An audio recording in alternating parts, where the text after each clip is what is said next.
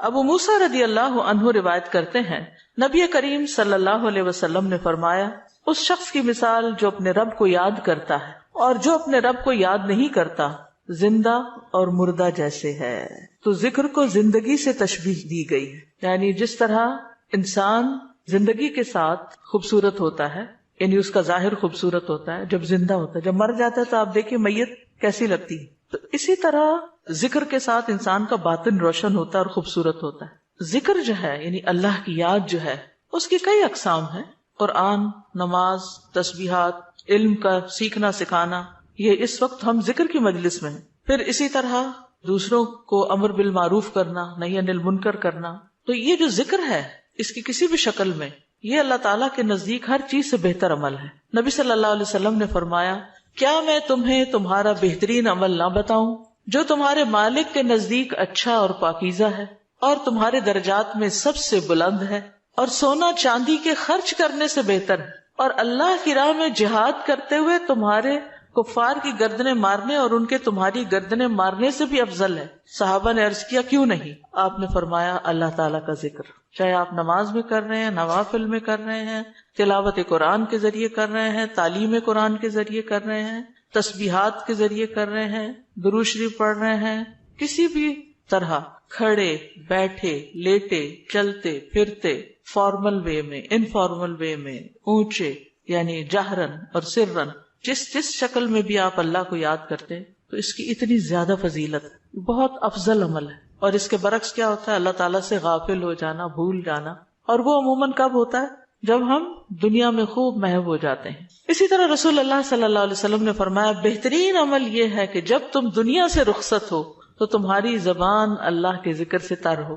اور یہ اسی وقت ہو سکتا ہے جب ہمیں ہر حالت میں ذکر کرنے کی عادت ہو. یعنی ذکر جو ہی چھوٹے تو ہمیں کبھی سی محسوس ہونے لگے کہ کچھ رہ گیا ہے، کچھ چھٹ گیا میرے ہاتھ سے، کچھ نکل گیا ہے، کچھ کمی سی ہے، وہ خلا، وہ خالی پن فوراً محسوس کر لیں. ہم ذکر کرنے والے سب سے آگے آگے ہوں گے. رسول اللہ صلی اللہ علیہ وسلم نے فرمایا مفردون سبقت لے گئے. صحابہ نے پوچھا اللہ کے رسول مفردون کون ہے؟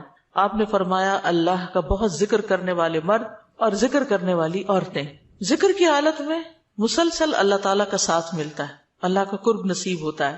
اللہ تعالیٰ فرماتے ہیں میں اپنے بندے کے ساتھ ہوں جب تک وہ مجھے یاد کرتا ہے اور میری یاد میں اپنے دونوں ہونٹ ہلاتا ہے.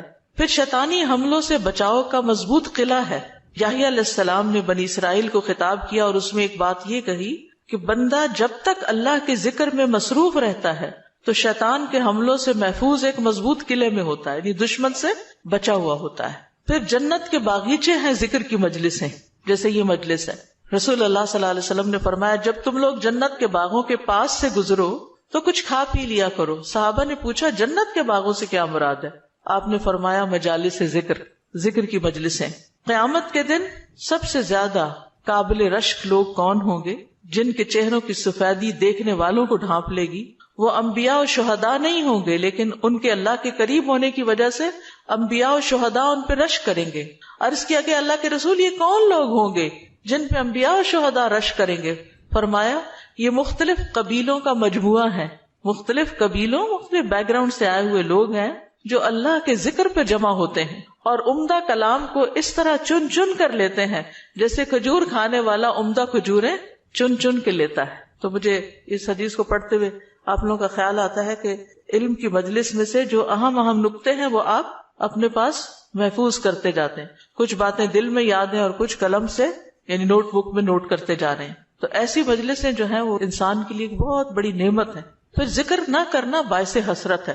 یاد رکھیے جب میں ذکر کا لفظ بولتی ہوں نا تو ذکر کی ساری اقسام ذہن میں لایا کریں، کیونکہ ہمارے ہاں ذکر صرف اللہ کرنے کا نام بن گیا ہے. ذکر کی مجلس کیا ہے؟ جس میں سارے لوگ بیٹھ کے اندھیرا کر دیں اور پھر وہ اس انداز میں ذکر کریں کہ سارے ایک نعرے کی شکل میں اور مل کے کوئی آوازیں بلند کریں. صحابہ سے ایسے کوئی طریقے منقول نہیں ہیں. وہاں صحابہ کرام نبی صلی اللہ علیہ وسلم کی مجالس میں جو بیٹھ کے علم حاصل کرتے تھے اس کو بھی ذکر کی مجلس سمجھتے تھے اور ویسے بھی اکٹھے بیٹھ کر اللہ کو یاد کرتے تھے. جیسے مسجد نبی میں ایک دفعہ آپ تشریف لے گئے، 2 جماعتیں تھی، کچھ علم سکھا رہے تھے اور کچھ بیٹھ کے ویسے ہی تسبیحات پڑھ رہے تھے اپنی. تو آپ علم والوں کے پاس گئے تو یہ بھی ذکر کی مجلس ہوتی ہے، یعنی علم کا سیکھنا سکھانا، اور بیٹھ کے تسبیح پڑھتے رہنا، ذکر کرتے رہنا، جیسے آپ حرم میں بیٹھ کے کرتے ہیں، کسی مسجد میں بیٹھے ہوتے ہیں، اس کے لیے ضروری نہیں ہوتا کہ کوئی تسبیحات کرنے کے لیے باقاعدہ لوگوں کو دعوت دے کر کوئی ایسے حلقے اکٹھے کیے جائیں۔ ذکر نہ کرنا باعث حسرت ہے۔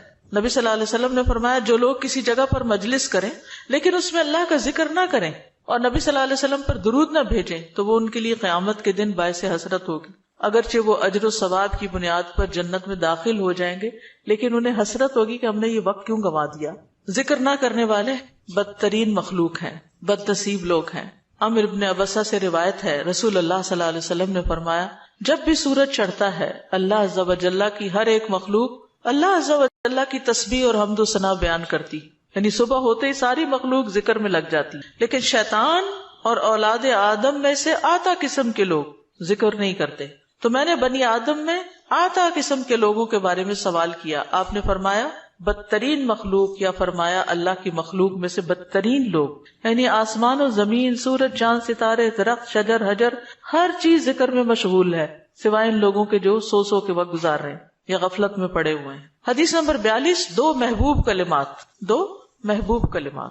عن ابی ہریرہ رضی اللہ عنہ قال قال النبی صلی اللہ علیہ وسلم کلمتان حبیبتان الی الرحمن خفیفتان علی اللسان ثقیلتان فی المیزان سبحان اللہ وبحمدہ سبحان اللہ العظیم۔ کتاب التوحید۔ ابو ہریرہ رضی اللہ عنہ روایت کرتے ہیں نبی کریم صلی اللہ علیہ وسلم نے فرمایا دو کلمے رحمان کو بہت محبوب ہیں، زبان پر بہت ہلکے ہیں لیکن قیامت کے دن ترازو میں بہت بھاری ہوں گے۔ سبحان اللہ و بحمدہ سبحان اللہ العظیم۔ اللہ اپنی حمد کے ساتھ پاک ہے، اللہ پاک ہے جو بہت عظمت والا ہے۔ تو جیسے ہم جانتے ہیں کہ نفلی عبادت میں افضل عمل اللہ کا ذکر ہے، تو یہاں پر اس ذکر کی خاص شکل بتائی گئی کہ اللہ تعالیٰ کی حمد و ثنا اور پاکی بیان کرنا۔ سبحانہ کا مطلب کیا ہوتا ہے؟ کہ وہ پاک ہے۔ تو جس کلام میں، جس ذکر میں اللہ تعالیٰ کی پاکی بیان کی جائے، تسبیح بیان کی جائے اور حمد و ثنا بیان کی جائے، وہ اللہ تعالیٰ کا چنا ہوا کلام ہے۔ رسول اللہ صلی اللہ علیہ وسلم سے سوال کیا گیا کون سا کلام افضل ہے؟ آپ نے فرمایا جو اللہ نے اپنے فرشتوں اور بندوں کے لیے چنا۔ کیا فرمایا؟ جو اللہ نے اپنے فرشتوں اور اپنے بندوں کے لیے چنا۔ سبحان اللہ و بحمدہ، ٹھیک ہے، سبحان اللہ و بحمدہ۔ یہ تمام مخلوق کی نماز ہے، تمام مخلوق کی نماز ہے۔ نوح علیہ السلام کی وفات کا وقت جب آیا تو انہوں نے اپنے بیٹے سے فرمایا کہ میں تمہیں ایک وصیت کر رہا ہوں، دو باتوں کو کرنے کا حکم دیتا ہوں، دو باتوں سے روکتا ہوں۔ اور دو کرنے کے جو کام بتائے اس میں سے ایک لا الہ الا اللہ کا اقرار، کہ اگر ساتوں آسمان اور ساتوں زمینوں کو ترازو کے ایک پلڑے میں رکھ دیا جائے اور لا الہ الا اللہ کو دوسرے پلڑے میں، تو لا الہ الا اللہ والا پلڑا جھک جائے گا، اور اگر ساتوں آسمان اور ساتوں زمینیں ایک بند کڑے کی شکل اختیار کر لیں تو لا الہ الا اللہ اس کو بھی توڑ دے گا۔ اتنی طاقت ہے اس کلام کے اندر۔ اور دوسرا یہ کہ سبحان اللہ و بحمدہ کا ورد کرتے رہنا، کیونکہ یہ ہر چیز کی نماز ہے اور اس کے ذریعے مخلوق کو رزق ملتا ہے۔ اور میں تمہیں شرک اور تکبر سے منع کرتا ہوں، یہ دو منع کرنے والی چیز۔ اسی طرح ان کلمات کو اگر کوئی 100 دفعہ دن میں پڑھے تو اس کے گناہ مٹ جاتے ہیں، گناہ جھڑ جاتے ہیں، چاہے سمندر کی جھاگ کے برابر ہی کیوں نہ ہو۔ پھر اسی طرح ایک اور حدیث میں آتا ہے سنن ترمذی کی، جو شخص سبحان اللہ العظیم و بحمدہ کہتا ہے اس کے لیے جنت میں کھجور کا ایک درخت لگا دیا جاتا ہے، صرف ایک دفعہ کہنے سے۔ کہہ لیجئے سبحان اللہ العظیم و بحمدہ۔ اللہ کے راستے میں سونا خرچ کرنے سے بہتر ہے۔ رسول اللہ صلی اللہ علیہ وسلم نے فرمایا جو رات سے خوف کھائے، اکیلا ہونے کی وجہ سے یا ویسے اس کو اندھیرے کا فوبیا ہو، کہ جو رات سے خوف کھائے کہ وہ اس کو پریشان کرے گی، یا مال خرچ کرنے سے بخل کرے کہ دینے کو دل نہ چاہے، یا دشمن سے مقابلہ کرنے سے ڈرے، تو وہ اس قول کی کثرت کر دے سبحان اللہ و بحمدہ، سبحان اللہ و بحمدہ، کیونکہ یہ اللہ کے نزدیک سونے کا پہاڑ اللہ کے راستے میں خرچ کرنے سے زیادہ محبوب ہے۔ ہم میں سے کس کی وسعت ہے کہ سونے کا پہاڑ اللہ کے راستے میں خرچ کرے؟ نہیں کر سکتے، تو اس لیے اس کلمے کو ہی زیادہ سے زیادہ پڑھ لینا چاہیے۔ اسی طرح سبحان اللہ، لا الہ الا اللہ، الحمدللہ، یہ کلمات عرش کے ارد گرد چکر لگاتے ہیں اور ان کی بھنبھناہٹ ہوتی، شہد کی مکھیوں کی بھنبھناہٹ کی طرح، اور وہ اپنے ذکر کرنے والے کی اللہ کے ہاں یاد دلاتے ہیں۔ تو آپ نے فرمایا کیا تم میں سے کوئی یہ پسند نہیں کرتا کہ اس کے لیے کوئی ایسا ہو جو ہمیشہ اللہ کے ہاں اس کی یاد دلائی جاتے رہے، یعنی کوئی ایسا طریقہ ہو کہ ہمیشہ عرش کے ارد گرد آپ کا ذکر ہوتا رہے. قیامت کے دن بھی یہ انسان کا بچاؤ کریں گے، یعنی جہنم سے بچانے کے لیے سبحان اللہ والحمد للہ ولا الہ الا اللہ واللہ اکبر. پھر اہل جنت کا ذکر کیا ہوگا؟ ان کے سانس کے ساتھ ان کو تسبیح و تحمید سکھا دی جائے گی کہ بولنا بھی نہیں پڑے گا، سانس لیں گے اور سانس کے ساتھ اللہ کا ذکر جاری ہو جائے گا.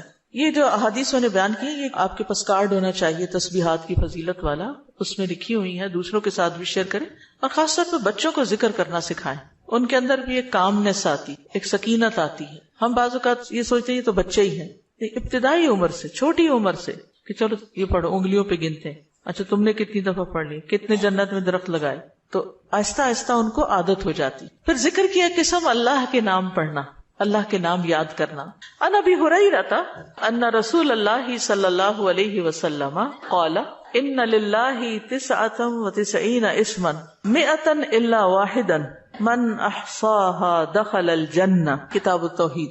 ابو ہریرہ رضی اللہ عنہ سے روایت ہے کہ رسول اللہ صلی اللہ علیہ وسلم نے فرمایا، بے شک اللہ کے 99 نام ہیں، 99، ایک کم 100. جو شخص ان سب کو محفوظ رکھے گا، یاد کر لے گا، وہ جنت میں داخل ہوگا. من احصاها، تو احساس سے مراد ان کو گننا، ان کے معنی پہچاننا، ان کے تقاضے کے مطابق عمل کرنا. خالی لکھ کے یا جمع کر کے یاد کر لیا جائے اور مطلب ہی نہ پتا ہو اور اس کے مطابق عمل نہ ہو تو پھر یہ وعدہ نہیں پورا ہوتا. احصاء میں ہر چیز کا جمع ہو جانا ہے، یعنی اللہ تعالیٰ کے ناموں کی حدود کی حفاظت کرنا، ان کو پہچاننا، ان کا معنی جاننا، ان کی فضیلت جاننا، کہاں پڑھنا ہے. امام ابن قیم کہتے ہیں کہ اللہ کے اسماء کو گن کر محفوظ کرنے کے کچھ مراتب ہیں. بندہ جب ان ناموں کو یاد کر لیتا ہے تو وہ جنت میں داخل ہو جاتا ہے اور یہی اس کی سعادت اور نجات اور فلاح کا مرکز ہے. وہ کہتے ہیں پہلا مرتبہ ان کے الفاظ کو گننا اور شمار کرنا، دوسرا مرتبہ ان کے معنی اور مدلول کو سمجھنا، تیسرا مرتبہ ان کے ساتھ دعا مانگنا. قرآن میں آتا نا وَلِلَّهِ الْأَسْمَاءُ الْحُسْنَى فَادْعُوهُ بِهَا، اور اللہ ہی کے لیے ہیں اچھے اچھے نام، بس تم اس کو ان کے ساتھ پکارو، اللہ کے نام لے کے. جیسے یا حی یا قیوم، یا اللہ، یا رب، یا رحمان، یا رحیم، یا کریم، یا ذی الجلال والاکرام، اور باقی بھی اسی طرح. پھر ہے دعا مانگنے کے 2 مرتبے ہیں. نمبر 1 دعا العبادہ، یعنی اللہ کی تعریف ان ناموں کے ساتھ کرنا. ہمارا رب رحیم ہے، کریم ہے، تو یہ تعریف عبادت کی دعا ہوتی ہے، دعا العبادہ کہتے ہیں اس کو. اور دوسرا ہے دعا المسئلہ، طلب اور مانگنے کی دعا، کہ ان ناموں کے ساتھ پکار کے اللہ کو پھر سوال کرنا.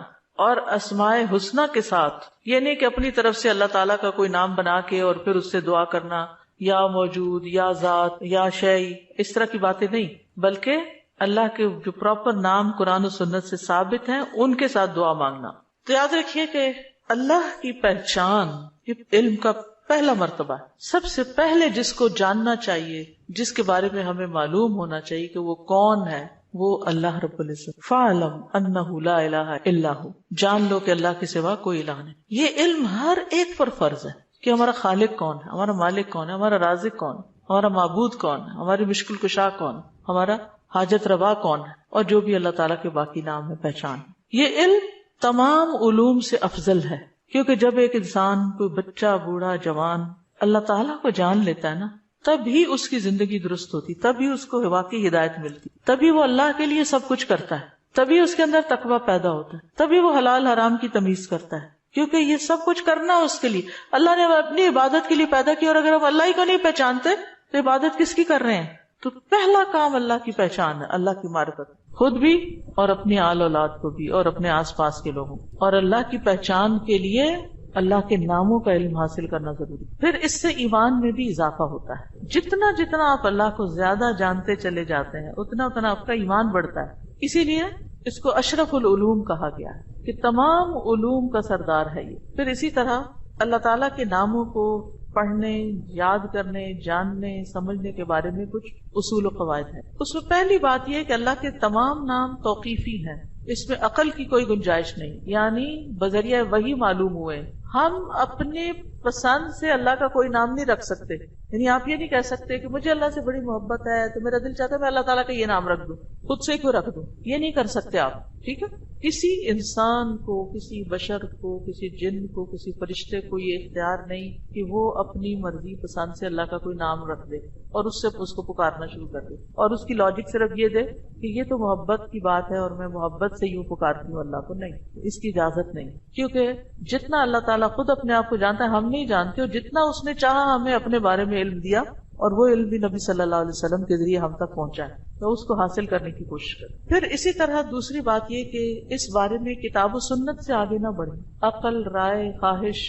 امام احمد کہتے ہیں اللہ کی صفت نہیں بیان کی جائے گی مگر وہی جو خود اس نے اپنی ذات کی بیان فرمائی ہے یا رسول اللہ صلی اللہ علیہ وسلم نے بیان کی ہے. ہم قرآن و سنت سے آگے نہیں بڑھیں گے، خود یا کسی عالم یا کسی اور انسان کے بتائے ہوئے نام کے مطابق نہیں کام کریں گے. پھر اگلی بات یہ کہ اللہ کے ناموں میں الحاد سے بچنا چاہیے. الحاد سے، الحاد کا مطلب کیا ہے؟ سیدھے رستے سے ہٹ جانا. لحد ہوتی ہے نا وہ قبر جو بغلی قبر ہوتی ہے، نیچے گڑھا کھودتے کھودتے سائڈ پہ قبر کھودنا شروع کر دیں. تو اس کی بہت سی صورتیں ہو سکتی، جیسے اللہ کے کسی نام کا انکار کر دیا جائے، یا نام جن صفات پر دلالت کر رہے ہیں ان کا انکار کر دیا جائے، جیسے امت میں کچھ ایسے فرقے گزرے ہیں کہ جو یہ کام کرتے رہے ہیں. پھر اسی طرح بغیر تحریف، تعطیل، تکییف اور تمثیل کے اسماء و صفات پر ایمان لانا ضروری. تحریف یعنی خود تبدیلی کرنا، تعطیل یعنی کسی صفت کو معطل کر دینا، تکییف کسی کیفیت کو بتانا، تمثیل یعنی مثال بیان کرنا، ان چیزوں سے بچنا چاہیے. پھر ایک اہم بات یہ بھی یاد رکھیے کہ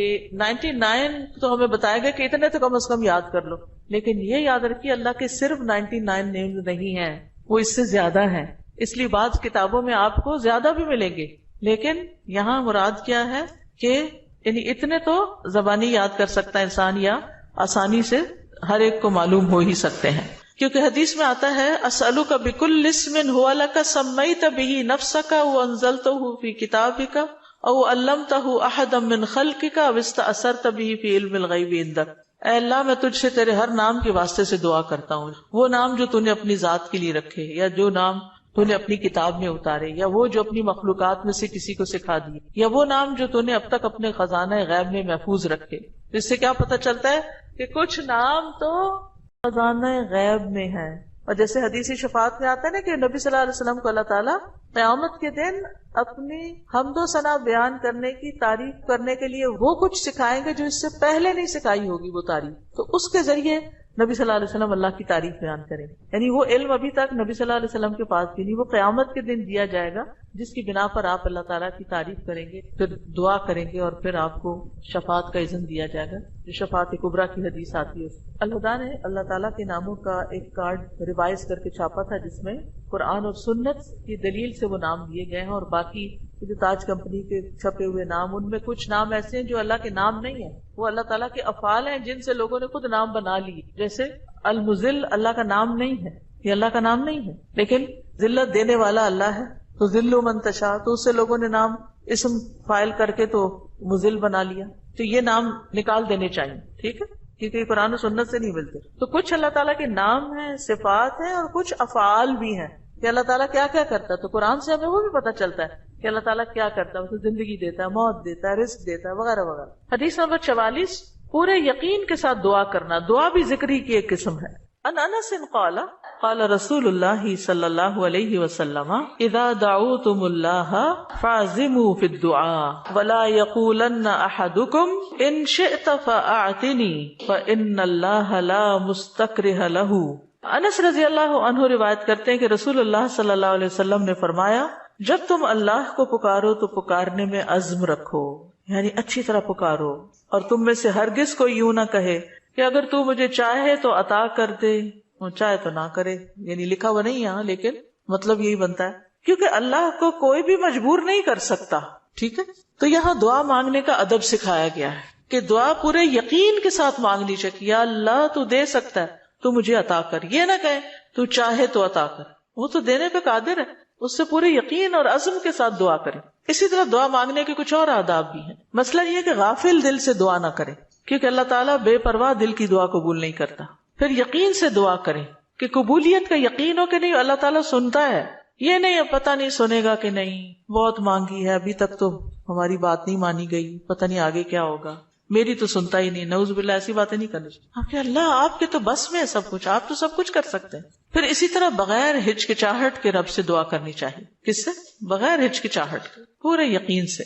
نبی صلی اللہ علیہ وسلم نے فرمایا جب تم میں سے کوئی آدمی اللہ کے سامنے اپنی خواہش کا اظہار کرے تو وہ زیادہ سے زیادہ مانگے، کیونکہ وہ اپنے رب سے مانگ رہا ہوتا ہے عز و جل سے، وہ سب کچھ کر سکتا ہے. پھر خشوع و خضوع اور عاجزی سے مانگے. ادعوا ربکم تضرعا وخفیا انہ لا يحب المعتدین. پھر گریہ و زاری، رو دھو کے مانگے.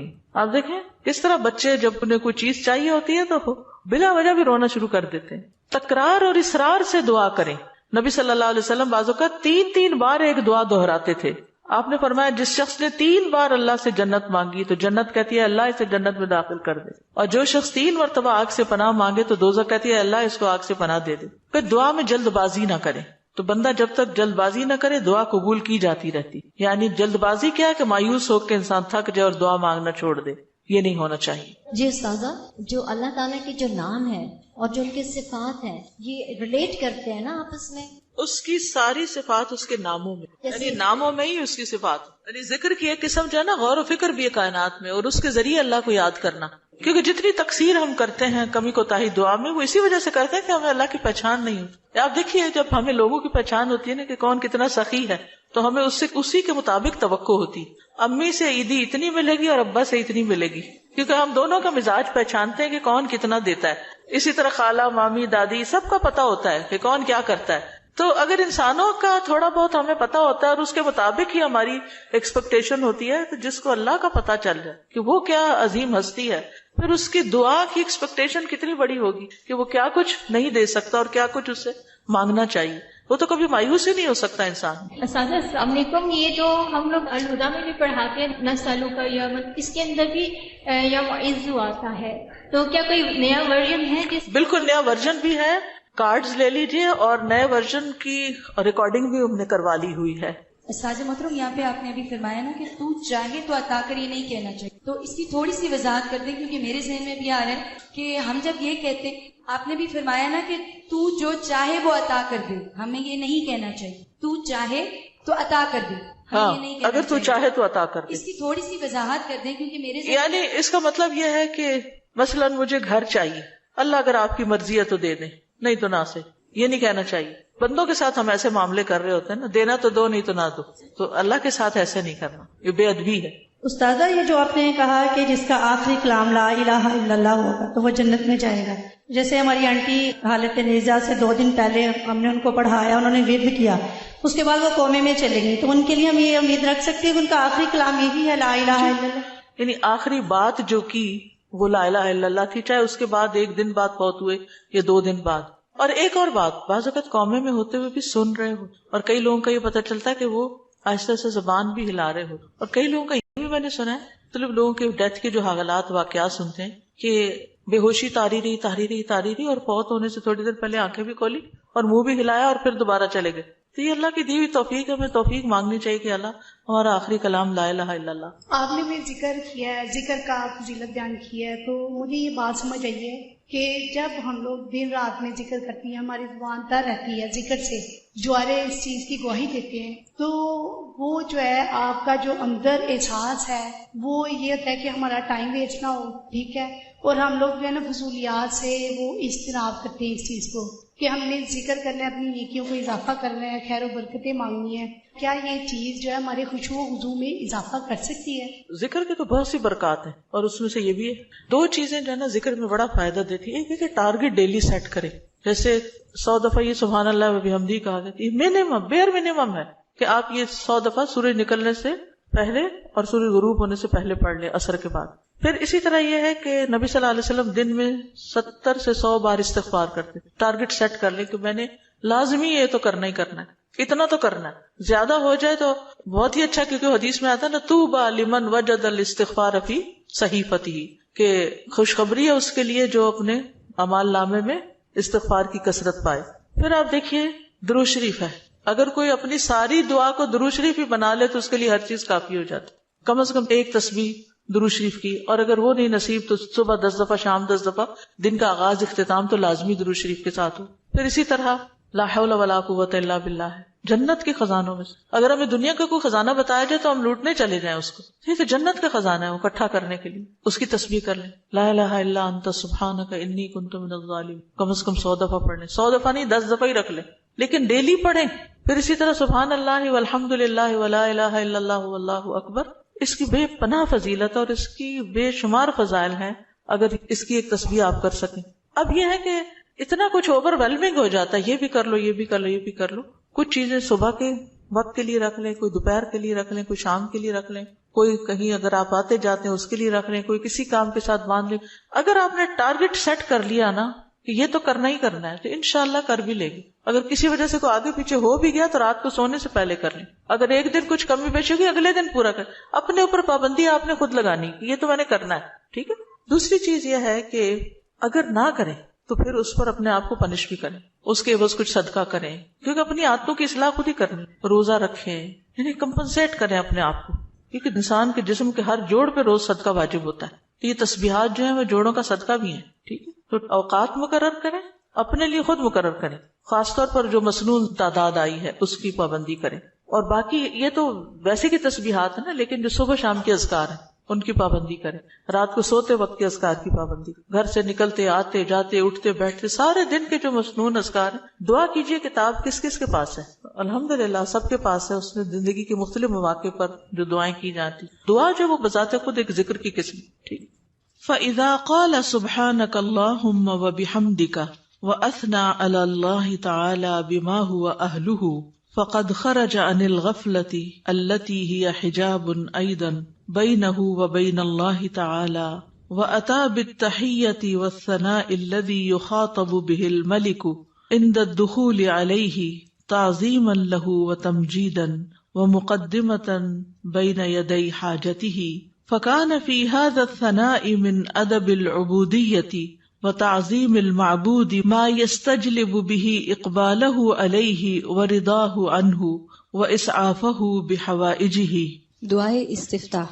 پھر جب وہ سبحانک اللہم و بحمدک یعنی پاک ہے تو اے اللہ اور سب تعریف تیرے ہی لیے ہے کہتا ہے اور اللہ تعالیٰ کی ثنا بیان کرتا ہے جو اس کی شان کے لائق ہے, تو وہ اس غفلت سے بھی باہر نکل آتا ہے جو اس کے اور اللہ تعالیٰ کے درمیان رکاوٹ تھی. وہ اس کی تعظیم اور بزرگی بیان کرنے کے لیے اپنی ضرورت سے پہلے بطور تمہید ایسا تحیہ اور تعریف بجا لائے گا جس طرح بادشاہ کے پاس داخل ہوتے وقت مخاطب کیا جاتا ہے. چنانچہ یہ تعریف بجا لانا عبودیت کے آداب میں سے ہے اور معبود کی تعظیم ہے جس کے ذریعے وہ معبود کو اپنی طرف متوجہ کر لے گا اور اس کی رضا پا لے گا اور اپنی حاجات میں اس کی مدد حاصل کر لے گا. تو یہاں یہ بتاتے ہیں کہ دعا استفتاح پڑھنے کا مقصد کیا ہے, کیوں پڑھی جاتی, اس کا کیا فائدہ ہے, اس سے کیا حاصل ہوتا ہے, اس کا کیا نتیجہ نکلتا ہے. یعنی نماز کا کوئی بھی سٹیپ جو ہے وہ بے مقصد نہیں ہے, بے معنی نہیں ہے.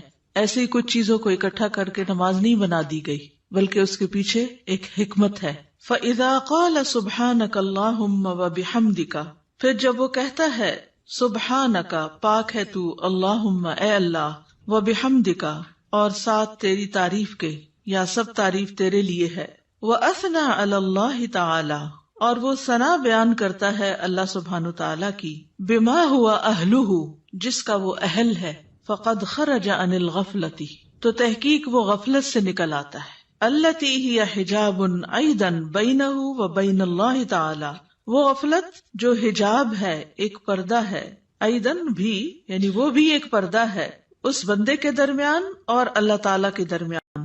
یعنی تعریف شروع کرتے ہی انسان غفلت سے باہر آ جاتا ہے. وہ عطا بالتحیۃ والثناء اور وہ پیش کرتا ہے تحیہ سلام اور ثنا تعریف, الذی وہ جو یخاطب بہ الملک جس سے بادشاہ کو خطاب کیا جاتا ہے. یعنی کسی دنیاوی بادشاہ کے پاس بھی انسان جب حاضر ہوتا ہے اس کے دربار میں تو سب سے پہلے اس کی تعریف کرتا ہے.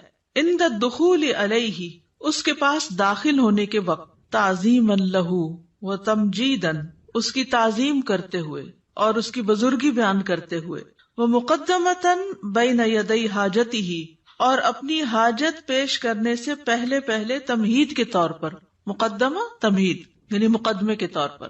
فکان فی ھذا الثناء تو یہ تعریف جو ہے اس میں, من ادب العبودیت یہ عبودیت کے آداب یا مینرز میں سے ہے, وتعظیم المعبود اور معبود کی تعظیم ہے، یعنی یہ اللہ سبحانہ تعالیٰ کی تعظیم کے لیے ہم ثنا پڑھتے ہیں شروع میں، سبحانک اللہم و بحمدک و تبارک اسمک وغیرہ.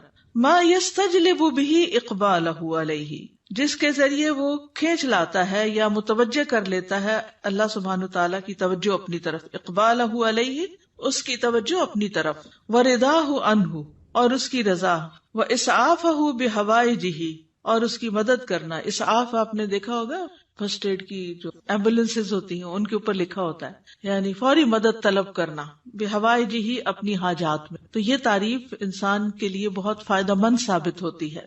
کیا کیا فائدے اس میں بتائے گئے ہیں؟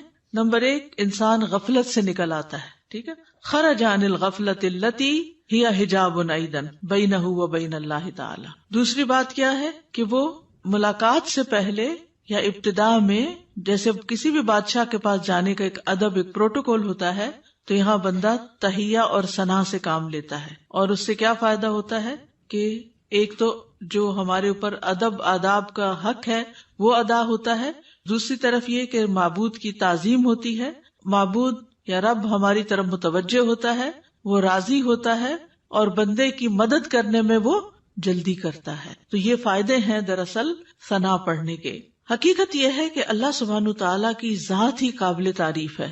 سورۃ ہود میں آتا ہے انہ حمید مجید، بے شک وہ بے حد تعریف کیا گیا، بڑی شان والا ہے. یعنی اللہ سبحانہ تعالیٰ کی شان بڑی بلند ہے، تو اس کی تعریف ہونی ہی چاہیے. دنیا میں آپ دیکھیں کہ کسی انسان نے اگر کوئی اچیومنٹ کی ہو، کوئی بڑا کام کیا ہو، تو دور بیٹھے بھی لوگ، نہ جاننے والے بھی اس کی تعریف کرتے رہتے کہ بڑا کمال کیا اس نے، فلاں چیز ایجاد کر دی ہے، فلاں چیز بنا دی ہے، فلاں کام کیا. تو اس بندے کو نہیں پتا ہوتا کہ کون کون اس کی تعریفیں کر رہا ہے، لیکن جب اس کی ذات سے کسی کو فائدہ پہنچتا ہے تو جس کو فائدہ پہنچتا ہے وہ خود ہی تعریف کے لیے آگے آ جاتا ہے. تب آپ دیکھیے کہ اللہ سبحانہ تعالیٰ کی ذات سے ہمیں کتنا فائدہ پہنچ رہا ہے اور کیا کیا کمالات ہیں.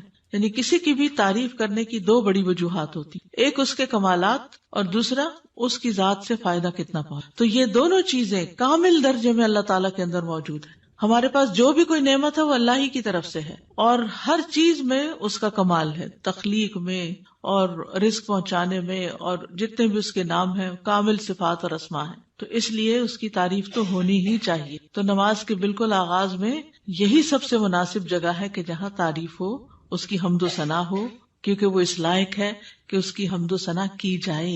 یعنی آپ دیکھیے کہ جب کوئی حمد و ثنا کے لائق ہوتا ہے تو اس کی اگر کوئی تعریف نہیں بھی کرے تو اس کو تو کوئی نقصان نہیں، کیونکہ وہ تو ہے ہی قابل تعریف. نقصان کس کا ہوتا ہے کہ جو دیکھ رہا ہے، جو فائدہ اٹھا رہا ہے، وہ چپ بیٹھا ہے، وہ کوئی تعریف نہیں کر رہا.